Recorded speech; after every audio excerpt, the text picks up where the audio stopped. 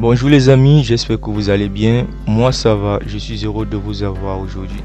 Alors nous allons continuer notre aventure aujourd'hui où nous parlons des différentes couches du modèle OSI de façon brève afin de permettre que chacun puisse prendre acte de l'apport de ces couches-là dans la communication dans un réseau. Si vous n'avez pas regardé les précédentes vidéos dans lesquelles j'explique de façon brève le rôle des couches 1 jusqu'à la couche 4 qui est la couche réseau, alors je vous invite à y jeter un coup d'œil afin de vous familiariser avec cette couche réseau là et de vous permettre de savoir à quoi servent ces couches là pendant la communication.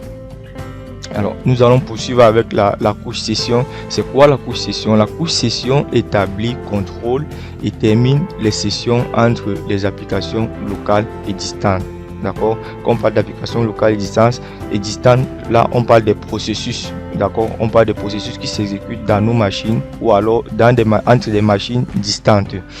Alors pour communiquer entre deux appareils, une application doit d'abord créer une session qui est unique à l'utilisateur et l'identifie sur le serveur distant.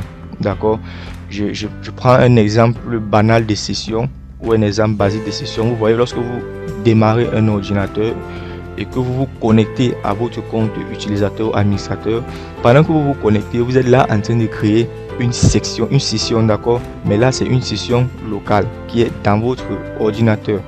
Alors la couche session est responsable de la synchronisation de la communication. Quand on dit responsable de la synchronisation de la communication, là on parle de la synchronisation des informations provenant de sources distantes.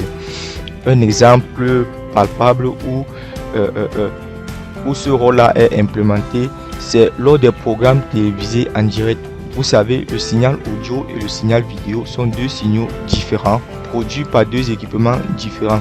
Le signal audio qui est produit par les micros et le signal vidéo, lui, qui est produit par les caméras. D'accord. Alors, afin d'éviter tout chevauchement ou tout silence pendant la diffusion, donc diffuser une vidéo muette, alors la couche session est donc implémentée. D'accord, cette couche session là est implémentée pour effectuer la synchronisation de ces deux signaux là. D'accord, alors la couche session permet aussi la gestion des transactions dans le réseau. Une fois que la couche session est créée, elle doit être ouverte suffisamment longtemps pour que les données soient transférées, d'accord, d'un point à un autre. Mais elle doit être fermée une fois que le transfert est terminé. D'accord, c'est aussi pour éviter des saturations du réseau, des problèmes qui vont ajouter, d'accord, la charge au réseau et le ralentir. Lorsque de gros volumes de données sont transférés, la couche session est chargée de s'assurer que le fichier est transféré dans son intégralité et que la retransmission est établie si les données sont incomplètes. Alors, qu'est-ce que ça signifie? Ceci signifie que si on veut peut-être envoyer un fichier, d'accord, qui pèse 10 mégas par exemple, et que après un certain moment de l'envoi, d'accord, il y a 5 mégas de ces fichiers là qui est déjà complété. D'accord, il y a 5 mégas qui sont déjà complètement envoyés. La couche session se rassure que, d'accord, les 5 autres mégas qui ne sont pas envoyés sont renvoyés afin de compléter l'information ou compléter le fichier qui devait être transféré. Donc c'est un peu dans ce sens là qu'on parle de la gestion des transactions. Alors un troisième rôle clé qui a été assigné à la couche session, c'est la restauration des sessions par le biais des points de contrôle et de récupération.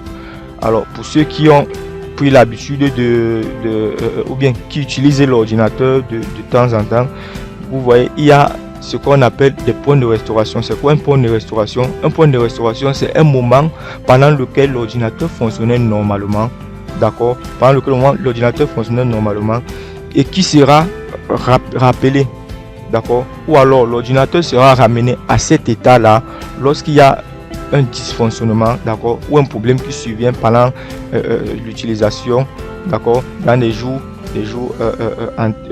prochains, d'accord, ou des jours à venir après la création de ce point de restauration. Alors, les sessions sont le plus souvent implémentées sur les navigateurs web à l'aide des protocoles tels que le protocole ZIP, Zone Information Protocol, et le protocole AppleTalk.